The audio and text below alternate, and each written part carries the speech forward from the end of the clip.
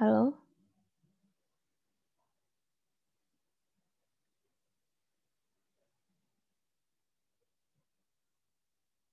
Oke, selamat siang. Assalamualaikum warahmatullahi wabarakatuh.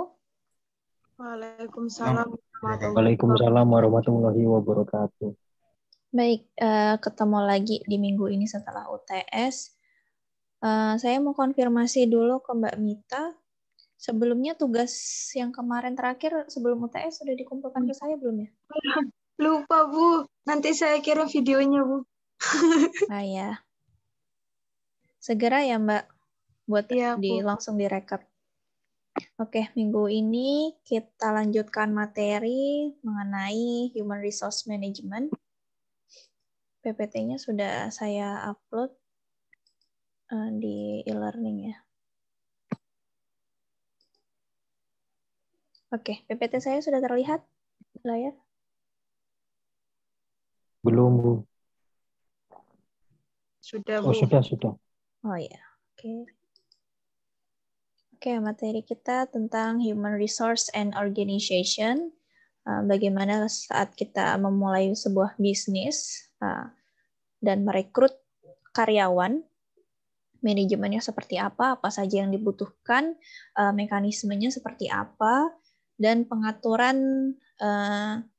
SDM-nya itu seperti apa yang akan dibahas pada hari ini. Oke, yang pertama, transformasi seorang wirausaha atau entrepreneur transformation. Jadi transformasinya ada dari wirausaha, terus kemudian dari wirausaha itu entrepreneur mendapatkan kesempatan berbisnis. Kemudian dari entrepreneur bertransformasi menjadi intrapreneur. Apa sih perbedaannya entrepreneur dengan intrapreneur? Coba kita lihat di gambar di bawah. Jadi tahap di sini entrepreneur tugasnya adalah memutuskan menjadi pengusaha, kemudian menemukan peluang usaha, mempersiapkan dan merencanakan struktur bisnis, memulai usaha dan menunjuk penanggung jawab bisnis, menjalankan roda bisnis sampai mengembangkan dan menutup usaha. Nah, kalau di entrepreneur, dia hanya di beberapa tahapan saja, yaitu menjalankan roda bisnis maupun mengembangkan dan menutup usaha ini ya. Jadi, kalau dari tabel ini bisa kita simpulkan bahwa entrepreneur adalah pemilik usaha dan intrapreneur adalah pegawainya, SDM-nya. Gitu. Jadi ketika kalian membuka sebuah usaha, kalian pasti membutuhkan seorang karyawan, entah 1, 2, dan seterusnya jika kalian ingin mengembangkan bisnis ke yang tahapan yang lebih besar dan menjangkau konsumen yang lebih luas.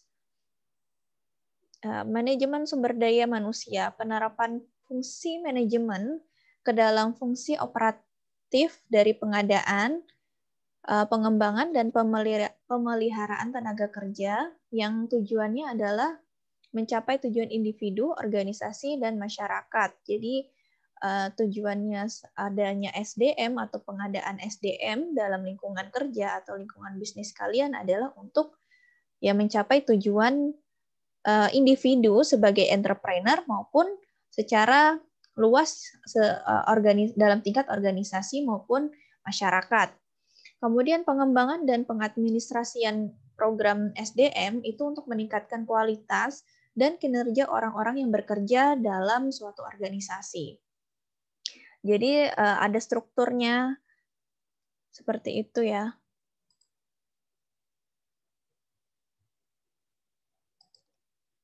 Kemudian lanjut.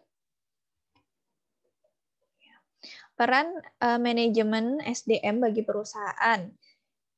Oke, jadi fungsinya adalah untuk mempengaruhi kegiatan operasionalnya perusahaan.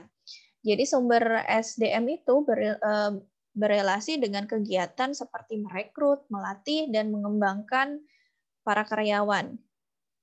Termasuk di dalamnya ada kegiatan evaluasi, kompensasi, dan tunjangan. Seperti itu. Ruang lingkupnya apa saja? Yang pertama ada pengadaan, pengembangan, dan pemeliharaan. Pengadaan ini nanti berarti membuka rekrutmen, kemudian pengembangan ini nanti diberi pelatihan khusus. Pemeliharaan nanti berhubungan dengan adanya tunjangan, penggajian, dan bonus dan lain-lainnya seperti itu. Nih, pengadaan tenaga kerja itu adalah yang pertama ada perencanaan tenaga kerja. Kemudian ada penarikan tenaga kerja, seleksi tenaga kerja, dan penempatan tenaga kerja.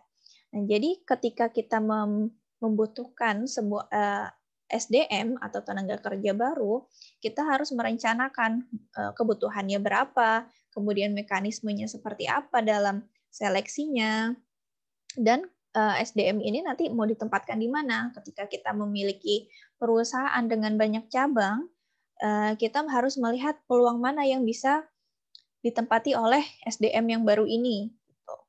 Itu harus direncanakan. Nah, biasanya ketika merencanakan ini adalah tugasnya dari human resource atau HR dalam sebuah perusahaan yang bertugas untuk merencanakan seleksi penerimaan tenaga kerja baru. Nah, ini tahapan perencanaan tenaga kerja itu menentukan kuantitas dan kualitas tenaga kerja yang dibutuhkan dan cara memenuhinya. Yang tadi sudah saya sebutkan, kalau perencanaan ini kita harus mengetahui dari bisnis kita ini yang kurang itu tenaga kerja apa saja bidangnya. Kemudian yang dibutuhkan berapa orang, kualitasnya yang diinginkan seperti apa, gitu, kualifikasinya seperti apa. Nah, penentuan kuantitas itu ada dengan menggunakan time motion study atau peramalan tenaga kerja. Jadi peramalan tenaga kerja ini nanti bisa HR akan menganalisis dari pegawai-pegawai yang sudah ada, kira-kira yang dibutuhkan ke depannya seperti apa, kayak gitu. Kemudian penentuan kualitas dengan job analysis. Penentuan kualitas dengan job analysis ini berarti dengan riwayat pekerjaannya dia sebelumnya ataupun dengan kinerja-kinerja pegawainya yang ada di internal, lingkungan internal. Itu bisa dianalisis. Misalnya dia selama 2 tahun bekerja, apa saja yang bisa dicapai, kemudian pekerjaannya seperti apa, dan itu nanti bisa masuk ke, kalau pekerjaannya baik, itu bisa masuk ke bagian manajemen sumber pemeliharaan, yaitu bisa nanti perusahaan memberikan sebuah bonus yang diberikan berjenjang ketika performanya performanya tetap terjaga dengan baik, seperti itu. Nah, ini job analysis. Job analysis meliputi ada job description, job specification atau job requirement, kemudian tujuan dari job analysis bagi perusahaan yang sudah lama berdiri, reorganisasi, penggantian pegawai, dan penerimaan pegawai baru. Jadi job description-nya apa nanti dijelaskan. Kemudian job spesifikasi pekerjaannya apa aja atau kebutuhannya apa yang dibutuhkan, kualifikasinya apa, kemudian tujuannya apa. Reorganisasi ini berarti mengatur ulang organisasi yang ada di dalam. Apabila ada kenaikan jabatan, otomatis ada jabatan tertentu yang kosong, seperti itu. Atau adanya penggantian pegawai, misalnya ada yang resign, ataupun dia tadi mendapatkan promosi sehingga jabatan sebelumnya kosong. Kemudian ada penerimaan pegawai baru. Nah, ini mekanisme penarikan tenaga kerja. Ada yang pertamanya dari sumber internal maupun eksternal. Jadi kalau sumber internal yaitu dari karyawan perusahaan itu sendiri. Misalnya ada karyawan departemen lain yang ingin mendaftar, ya silahkan, itu sumbernya dari internal. Nah, terus yang kedua ada nepotisme berdasarkan sistem kekeluargaan, ya ini yang masih kental. Jadi kalau orang bilang kalau nggak ada orang dalam susah sekarang tuh. Nah, seperti itu ya nepotisme. Jadi ketika ada keluarga yang di perusahaan, kemudian pas kebetulan ada lowongan, ya udah sistem kekeluargaan berlaku di situ. Kemudian ada sumber eksternal. Ini melalui lembaga tenaga kerja, lembaga pendidikan, maupun advertising atau periklanan. Lembaga tenaga kerja ini bisa dengan dinas pekerja, dinas apa sih namanya kalau di tiap kota itu? Disnaker, dinas tenaga kerja, ketenaga kerjaan ya. Kemudian lembaga bisa melewati lembaga pendidikan, yaitu misalnya rekrutmen internal di lingkungan UGM seperti itu, atau di lingkungan Polij. Misalnya apa ya? Yang sering itu Traveloka, yang biasanya ke kampus-kampus promosi, dan ada job fair-nya juga bisa dari kampus-kampus seperti itu. Kemudian advertising ini periklanan lewat koran, majalah, televisi, dan lain-lain. Nih ya, sumber internal apabila kita melakukan pencarian pegawai atau sumber daya manusia dari sumber internal, kelebihannya adalah lowongannya cepat terisi karena tadi kita tidak perlu seleksi banyak-banyak.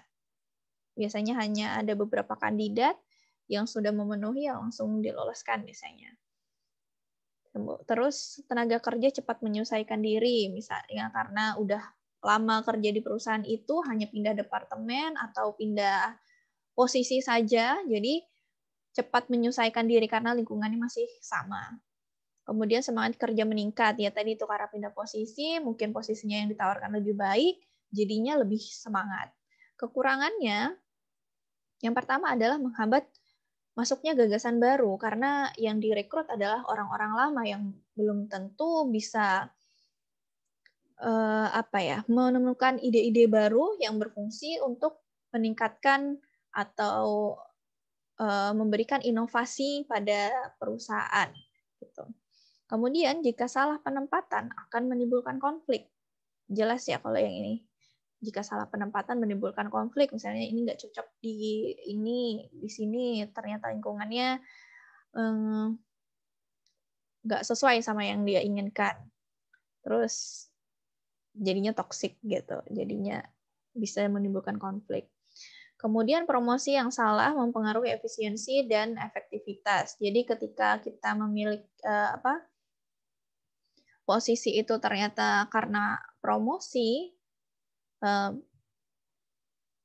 misalnya seorang pegawai dipromosikan ternyata tidak tepat sarannya. Jadi pegawai yang dipromosikan itu ternyata tidak sesuai dengan kualifikasi atau kemampuannya ternyata tidak sebanding dengan yang personal branding yang dia sampaikan. Seperti itu bisa. Ada juga yang menarik dari intern atau anak magang.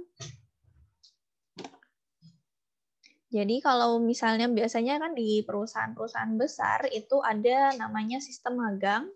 Nah, sistem magang ini nanti yang bisa meningkatkan peluang bagi anak magang itu untuk menjadi pegawai tetap di perusahaan yang tempat dia magang. Nah, tujuannya adalah untuk meningkatkan semangat, menjaga kesetiaan, memberi motivasi, dan memberi penghargaan atas prestasi. Jadi ketika performanya baik saat magang, dia bisa ditarik menjadi pegawai tetap gitu, atau pegawai kontrak. Kalau magang kan biasanya cuma beberapa bulan, 3-6 bulan gitu. Ternyata ketika dilihat di perusahaan, yang magang ini lebih baik performanya dibandingkan pegawai-pegawai yang sudah lama di situ. Bisa jadi dia nanti ditarik jadi pegawai tetap, kemudian memberikan gagasan-gagasan baru untuk perusahaan gitu. Ini ada sumber internal. Ketika kita menarik dari SDM dari sumber internal, ada kelebihannya. Ya, yang pertama adalah kesalahan pengisian jabatan dapat diminimalisir. Kemudian kualitasnya lebih baik dan ada ide-ide baru. Nah, jadi kenapa kesalahan pengisian jabatan dapat diminimalisir? Karena tadi adanya tahapan-tahapan khusus. Jadi mulai dari perencanaan sampai seleksi dan penempatan. Seleksinya kan macam-macam. Bisa dari yang pertama ada tes psikotes, kemudian tes kemampuan bidang, sama yang terakhir biasanya wawancara. Dan kalau di perusahaan asing biasanya yang terakhir setelah wawancara itu adalah tes kesehatan. Itu. Kemudian ada kualitas dan ide-ide baru. Jadi penentuan kualitas ini juga sudah direncanakan dari tahapan-tahapan itu sehingga bisa minimalisir pengisian jabatan yang salah. Gitu. Kekurangannya yaitu prosesnya lama dan biayanya tinggi karena tadi memiliki beberapa tahapan yang cukup panjang sehingga prosesnya pun juga lama. Biasanya kan dari awal mulai pendaftaran itu ada seleksi administrasi. Administrasi ke sampai tahapan terakhir itu biasanya memakan waktu sampai berbulan-bulan. Apalagi kalau yang apply atau yang melamar itu banyak peminatnya. Nah, ini tujuannya. Tujuannya ketika kita menarik SDM eksternal. Yang pertama adalah untuk memperoleh gagasan atau ide-ide baru yang lebih fresh gitu. Kemudian mencegah persaingan yang negatif. Ya, kalau misalnya eksternal otomatis tidak mengenal ya orang-orang internal dari internal itu. Jadi mengurangi adanya persaingan yang negatif, mencibir seperti itu karena oh kamu nepotisme jadinya tidak bersaingnya tidak sehat gitu. Kemudian seleksi tenaga kerjanya, nah ini tadi yang sudah saya jelaskan, ada mulai dari seleksi administrasi sampai referensi atau ini pengecekan berkas aja. Atau ada yang biasanya referensi itu bisa menjadi info Anda mendapatkan lowongan ini dari siapa gitu, bisa dari internal kah atau saudara kah yang pernah bekerja di perusahaan itu gitu. Kemudian pendekatan seleksi ini ada dua. Yang pertama adalah successive selection process, yaitu seleksi yang dilaksanakan secara bertahap atau dengan sistem gugur. Jadi kebanyakan kalau yang successive selection process ini memang banyak diterapkan ya di perusahaan maupun kita kalau tes untuk pegawai negeri PNS itu juga menerapkan metode ini successive selection process. Jadi seleksinya bertahap, jika seleksinya tahap 1 tidak lolos ya tidak bisa mengikuti tahap selanjutnya.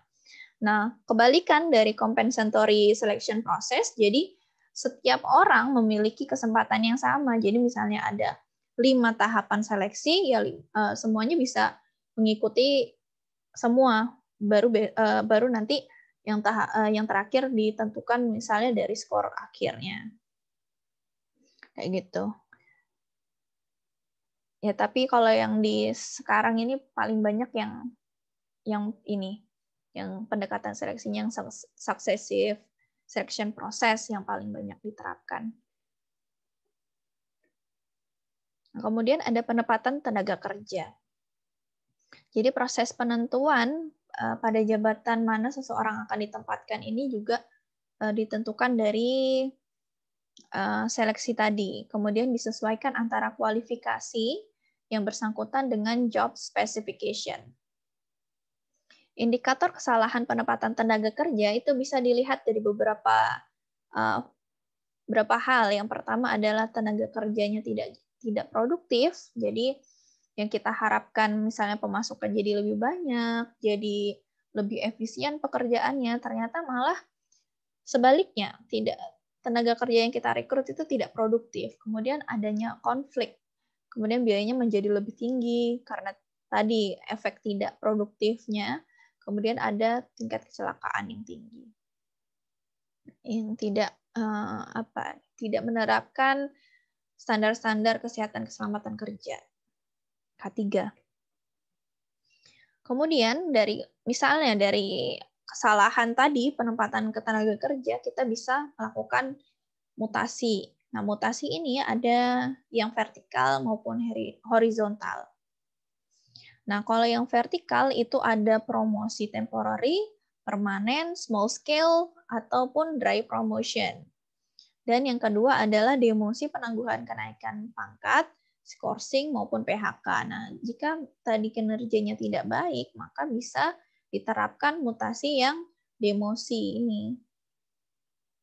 Demosi penangguhan kenaikan pangkat, skorsing, sampai yang paling fatal adalah PHK.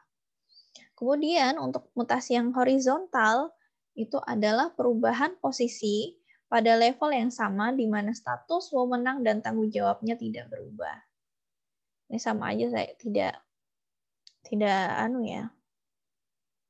maksudnya hanya dimutasi ke tempat yang berbeda tapi posisinya sama. Misalnya dipindahkan di cabang tertentu seperti itu. Tapi dengan posisi atau jabatan yang sama.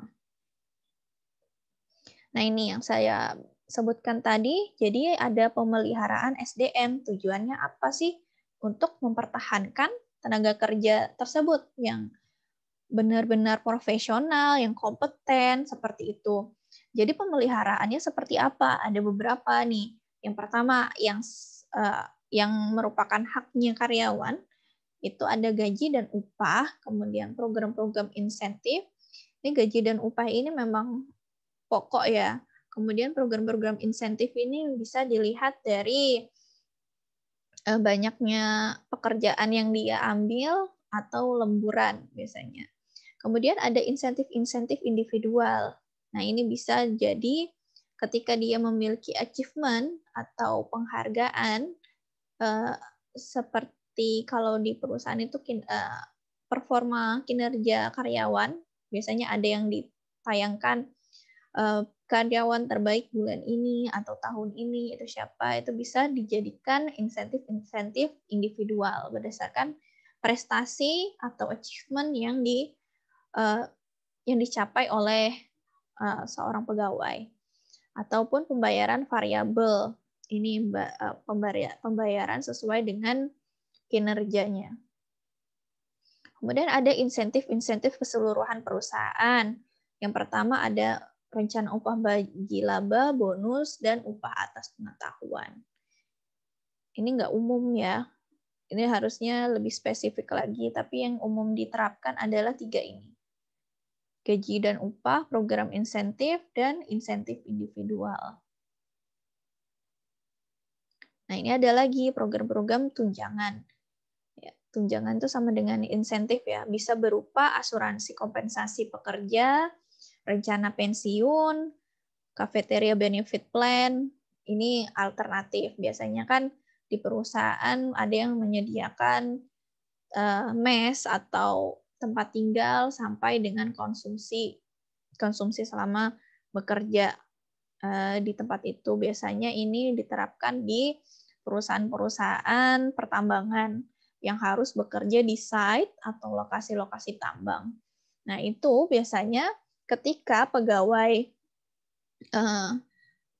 harus bekerja ke lapangan atau ke site, itu mendapatkan gaji yang gajinya ditambah gitu, ditambah beberapa persen. Kemudian ketika di site juga disediakan tempat tinggal sampai dengan konsumsinya. Tuh. Transportasi pun juga ditanggung perusahaan biasanya. Kemudian ada pemeliharaan tenaga kerja ini harus bersifat integrasi sehingga bisa memotivasi dan leadership dan hubungan perburuhan ini terjaga dengan baik. Kemudian ada manajemen organisasi. Proses fungsi-fungsi organisasi ini tadi ada perencanaan, yaitu planning, pengorganisasian atau organizing, pengarahan, directing, dan yang terakhir adalah pengawasan, controlling. Nah, jadi tingkatan-tingkatan manajemen ini ada 4 umumnya. Yang pertama adalah manajemen puncak, kemudian manajemen menengah, manajemen lini pertama, dan karyawan operasional atau non-manajerial. Jadi kalau manajemen puncak itu atasan-atasan, presiden direktur, wakil direktur, dan lain-lain. Kemudian manajemen menengah ada kepala departemen, manajer cabang, kepala bagian, kepala pengawas, dan lain-lain. Kemudian manajemen lini pertama, mandor, kepala buruh ini yang biasanya langsung ke lapangan. Dan karyawan operasional, ini staff-staffnya. Jadi tenaga penjualan, staf, karyawan, marketing itu biasanya karyawan operasional. Nah, struktur organisasi ini juga dibagi menjadi beberapa kriteria. Yang pertama adalah fungsional, divisional, dan matriks. Fungsional memiliki kewenangan yang ditentukan oleh pola hubungan antar berbagai fungsi manajemen. Kemudian banyak dijumpai di perusahaan usaha kecil maupun menengah. Dibuat dengan membentuk bagian pemasaran, operasional produksi, keuangan, SDM, dan lain-lain. Kemudian yang kedua adalah divisional atau departemenisasi. Dibentuk dalam organisasi dengan yang lingkup dan kegiatan manajerial sangat kompleks dan besar, diperlukan untuk menangani permasalahan yang tidak bisa ditangani jika struktur organisasi fungsional.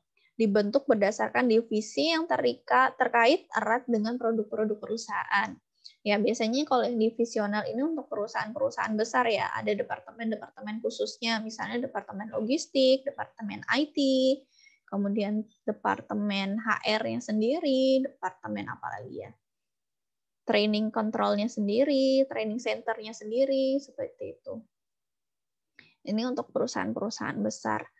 Kenapa yang saya contohin dari tadi adalah perusahaan-perusahaan tambang? Karena di sini di lingkungan saya di Balikpapan itu kebanyakan memang perusahaan-perusahaan tambang. Jadi tahu, dan dulu saya juga magangnya di perusahaan tambang yang dulu namanya Total, tapi sekarang sudah diambil alih oleh Pertamina. Jadi namanya Pertamina Hulu Mahakam sekarang. Nah, sistemnya adalah divisional atau departemenisasi. Jadi tiap departemen ini dia memiliki departemen-departemen sendiri-sendiri. Jadi tugasnya bukan fungsional. Kalau fungsional ini macam apa ya? Tidak berfokus, pekerjaannya tidak fokus gitu. Jadinya pekerjaannya terlalu menumpuk. Kalau divisional sesuai dengan kemampuannya. Kemampuan di divisi itu sendiri, fokusnya apa. Gitu. Kemudian yang terakhir adalah matriks. Dibentuk sedemikian rupa di mana kelompok tim kerja melakukan tugas secara khusus dan mereka dapat melakukan pelaporan kepada lebih dari satu unit organisasi di atasnya. Nah, perusahaan-perusahaan ini menerapkan struktur organisasi yang divisional maupun matriks. Jika memang kita merintis usaha dari kecil, itu kita bisa menerapkan struktur organisasi yang fungsional terlebih dahulu karena lingkungannya belum besar, kemudian juga kebutuhannya masih kecil juga. Nah, apabila nanti dikembangkan menjadi perusahaan yang lebih besar, bisa membentuk sebuah divisi-divisi atau departemen.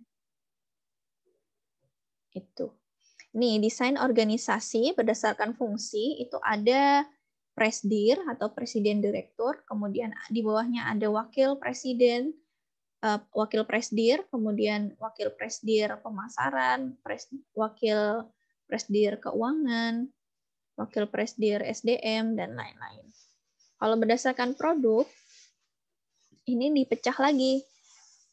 Jadi wakil presiden ini membawahi, ada di bawahnya wakil presiden ada manajer-manajer. Kemudian desain organisasi matriks. Nah, ini di bawah ada ketua. Ini yang tadi ya pejabat-pejabat tingginya kayak direktur, presdir. Nah, kemudian di bawahnya ada manajer.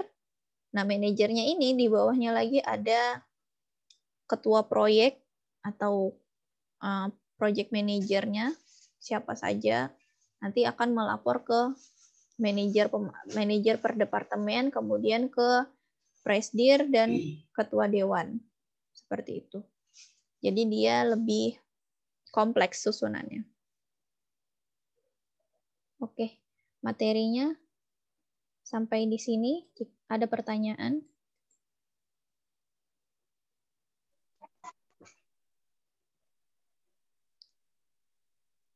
Ada pertanyaan? Tidak ada. Bu, saya, Oke, Mbak Nita. apakah dalam memulai sebuah bisnis itu manajemen sumber daya manusia itu juga apa perlu diterapkan juga, Bu? Harus dipikirkan. Jadi ketika tujuan dari bisnis kalian itu sampai tahapan mana, itu kan harus dipikirkan. Seperti yang kemarin kita sudah buat, ada namanya bisnis canvas, bisnis model canvas. Nah, di situ kan harusnya Anda sudah memikirkan pasarnya sampai mana, yang dibutuhkan dari sistem perusahaan kalian itu seberapa banyak.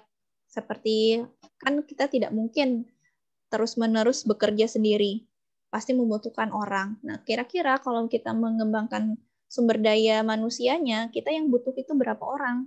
Kemudian apa saja kualifikasinya, tugasnya nanti apa saja?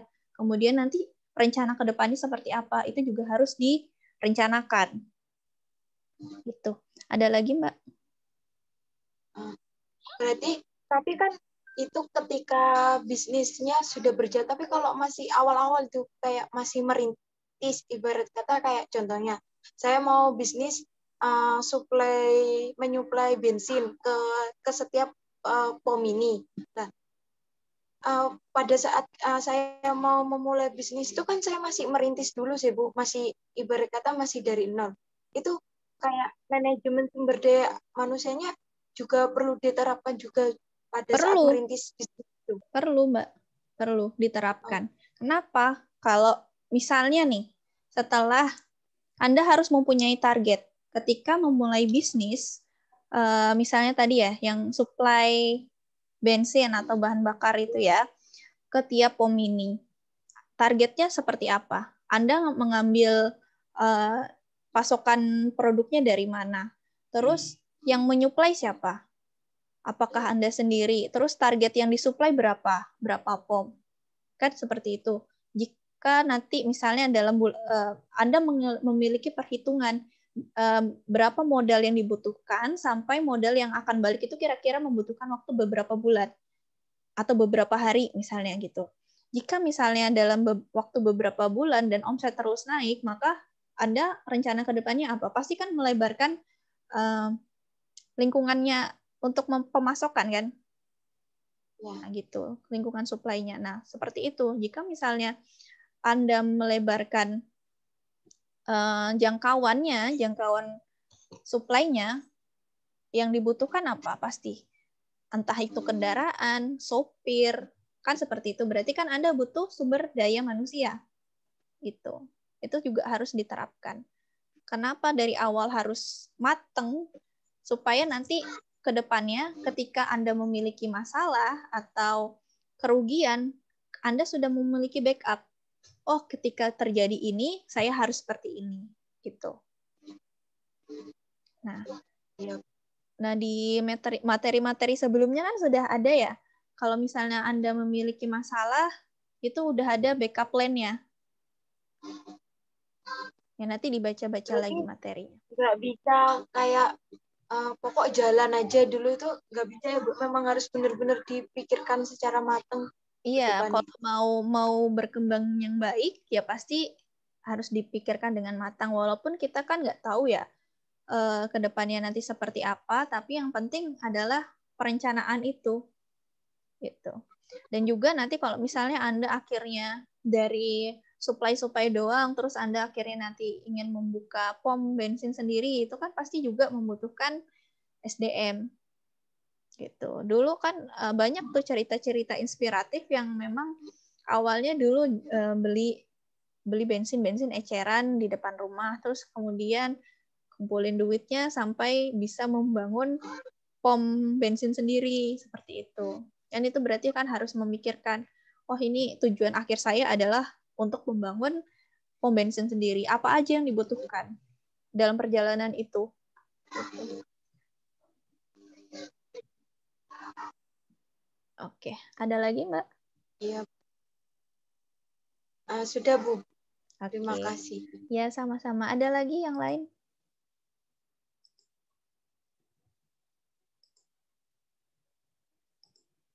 Untuk UTS kemarin ada kesulitan tidak?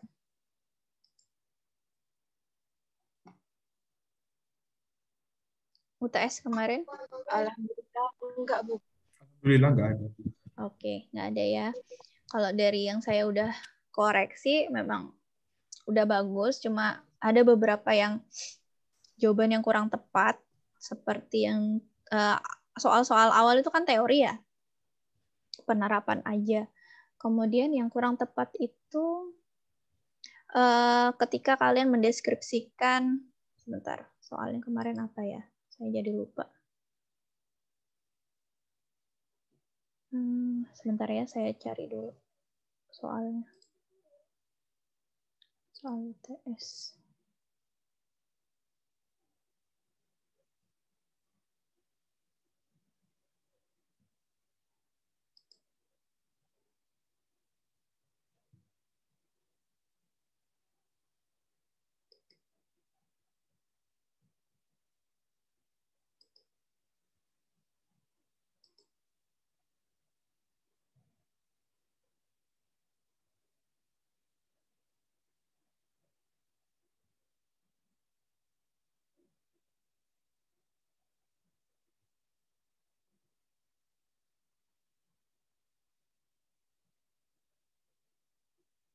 Bentar ya, filenya masih saya buka.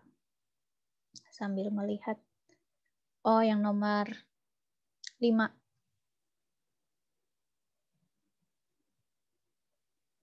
Nomor 4 dan 5. Kan 4 dan 5 itu saya minta, bentar saya share screen aja.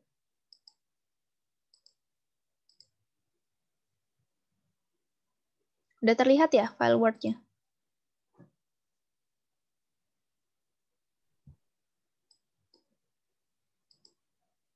Sudah terlihat? Sudah Bu. Nah, yang nomor 4 ini kan saya minta untuk urgensi apa yang membuat bisnis Anda ini berjalan, atau yang harus dijalankan itu apa urgensinya. Itu masih banyak yang kurang tepat penjelasannya. Kemudian di nomor 5 itu yang kurang tepat di poin ini, why do planning in this area? Kenapa sih kok berbisnis di area ini atau di bidang ini? Kemudian ini juga belum tepat. How to implement the desire to be achieved. Jadi tadi yang sudah saya jelaskan ke Mbak Mita, kalau mau mengimplementasikan atau menjalankan bisnis ini tuh apa aja sih yang harus dicapai atau apa aja yang ingin dicapai dalam bisnis ini. Kemudian a brief statement regarding the need for fund. Ini biayanya. Biayanya ini untuk memulai bisnis Anda dapatkan dari mana? Itu yang masih banyak belum dijelaskan. Terus pengelolaan dananya seperti apa?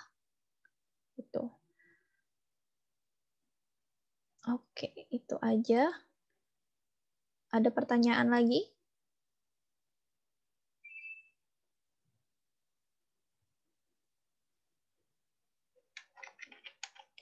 Jika nggak ada pertanyaan, saya akhiri ya. Jangan lupa presensi. Oke. Iya, Bu.